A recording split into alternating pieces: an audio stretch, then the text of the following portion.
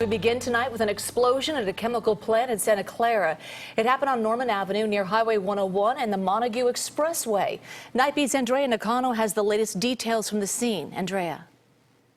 A witness we talked to today says it was a very scary scene around 4:30 this afternoon. The explosion could be felt miles away, and this area was quickly evacuated as firefighters worked on this dangerous blaze. I just heard a loud explosion. It was like a grenade went off, and it just shook my whole van, and I seen guys running.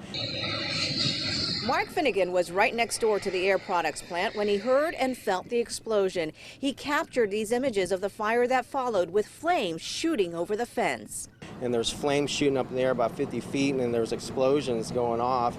And the semi-truck started catching fire and stuff, and I saw them running, so I took off running too. According to the Santa Clara Fire Department, a hydrogen tanker truck was being fueled and it started leaking. That's when the initial explosion went off. Workers tried to turn off the emergency shutoff valve, but a portion of the valve was damaged. Battalion Chief Drew Miller says the workers are lucky to be alive since they stayed the proper distance away from their truck during the fueling process. So it's not like you and I when we're fueling our car up, standing right by the pump. So they were a distance away, which is why they weren't actually injured from the explosion.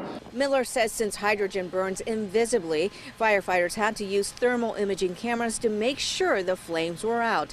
Luckily, nobody was injured in this incident, just a few tankers damaged in the fire. I saw about 3 or 4 semi-trucks just completely burnt up, and there were small explosions, I think, from the tires exploding and stuff, and the fire trucks just showed up, and they were just like completely dousing that area.